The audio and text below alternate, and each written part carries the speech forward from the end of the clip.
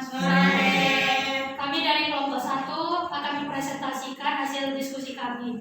Teknik pengumpulan data penelitian. Perkenalkan, saya Angela Paulina sebagai moderator, dan saya Una Putrasekari sebagai pemateri 1, dan saya Santi Stefus sebagai pemateri yang kedua. Pengertian teknik pengumpulan data.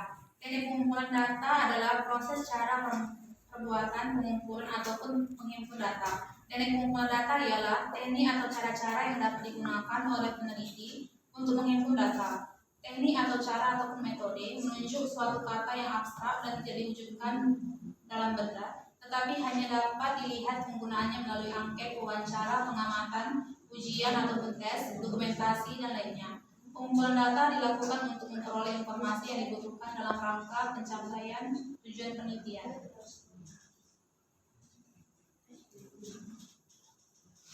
B. Teknik pengumpulan data. 1. Observasi atau pengamatan. Teknik observasi artinya melakukan pengamatan dan pencatatan secara sistematis mengenai gejala yang tampak pada objek penelitian. Observasi ini tergolong teknik pengumpulan data yang paling mudah dilakukan dan biasanya juga banyak digunakan untuk statistik survei, misalnya meneliti sikap dan perilaku suatu kelompok masyarakat. Dengan teknik observasi, peneliti biasanya terjun ke lokasi yang bersangkutan untuk memutuskan alat ukur yang tepat untuk digunakan. 2. Kuesioner atau kuesioner angket. Teknik yang kedua adalah kuesioner, yang artinya teknik pengumpulan data dengan cara memberikan seperangkat pertanyaan atau pernyataan kepada orang lain yang berperan sebagai responden agar dapat menjawab pertanyaan dari peneliti. Meski terlihat mudah, teknik ini cukup sulit dilakukan jika jumlah respondennya besar dan tersebar di berbagai wilayah.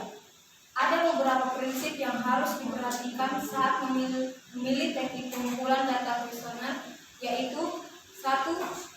Isi dan tujuan pertanyaannya ditujukan untuk mengukur mana yang harus ada dalam skala yang jelas dan dalam pilihan jawaban. 2. Bahasa yang digunakan harus sesuai dengan kemampuan responden, sehingga tidak mungkin menggunakan bahasa yang penuh dengan istilah asing atau bahasa asing yang tidak dimengerti responden. Yang ketiga, tipe dan bentuk pertanyaan bisa terbuka atau tertutup. Terbuka artinya jawaban yang diberikan bebas, dan tertutup artinya responden hanya boleh memilih jawaban yang sudah disediakan. 3. Interview atau wawancara. Teknik wawancara atau interview ini dilakukan secara tatap muka melalui tanya jawab antara peneliti atau pengumpul data dengan responden atau narasumber atau sumber data. Teknik pengumpulan data dengan wawancara biasanya dilakukan sebagai studi pendahuluan karena teknik ini tidak mungkin dilakukan jika respondennya dalam jumlah besar. Yang keempat, dokumen.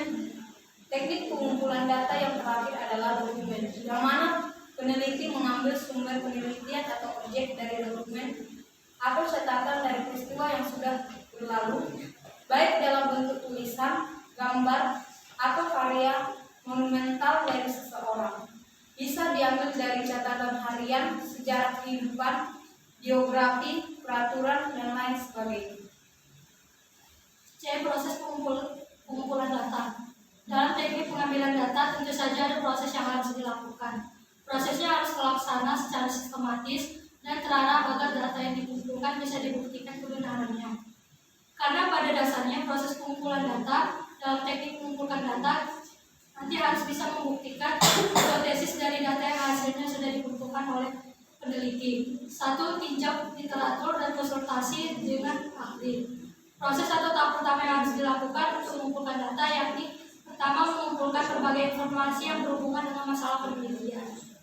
Informasi ini diperoleh melalui tinjauan literatur dan konsultasi dengan para ahli sehingga peneliti benar-benar mengerti akan isu, konsep, dan variabel yang ada di dalam penelitian. 2. Mempelajari dan melakukan pendekatan terhadap kelompok masyarakat di mana data akan dikumpulkan. Tahap kedua atau proses yang dilakukan setelah tinjauan literatur adalah peneliti harus mempelajari dan melakukan pendekatan terhadap kelompok masyarakat yang kemudian penelitiannya bisa diterima dan juga berkaitan dengan kekotokan bersangkutan. 3. Membina dan memanfaatkan hubungan yang baik ke responden dan lingkungannya. Tahap selanjutnya adalah membina hubungan baik dengan responden dan lingkungannya.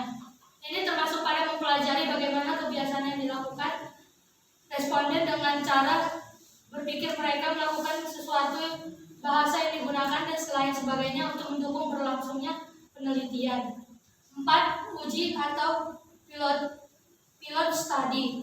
Selanjutnya tahapan yang harus dilakukan adalah melakukan uji coba instrumen penelitian pada kelompok masyarakat yang merupakan bagian dari populasi, bukan sampel. Maksudnya untuk mengetahui apakah instrumen yang digunakan cukup dipahami, bisa digunakan, komunikatif atau tidak, dan lain sebagainya. 5. Merumuskan dan menyusun pertanyaan.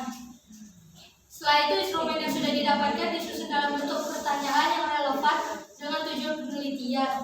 Yang dirumuskan harus mengandung makna yang signifikan dan substansiasi. 6. Mencatat dan memberi kode atau recording and coding. Setelah itu instrumen penelitian disiapkan, dilakukan pencatatan terhadap data yang dibutuhkan dari setiap responden. Berbagai informasi yang diperoleh ini perlu dicatat guna memudahkan proses analisis. 7. Cross-checking validitas dan reliabilitas. Setelah itu dilakukan metode cross-checking terhadap data yang didapatkan untuk menguji lagi kebenarannya dan memeriksa sehingga tidak ada keraguan terhadap validitas dan reliabilitasnya. 8. Pengorganisasian dan kode ulang data yang telah terkumpul supaya dapat dianalisis. Terakhir, setelah data dikumpul, penulis harus melakukan koordinasi terhadap berbagai data yang sudah dikumpulkan, dan Anda bisa memulai menganalisis data tersebut sehingga tidak ada data yang kurang valid. Sekian dari kelompok kami, terima kasih, selamat sore.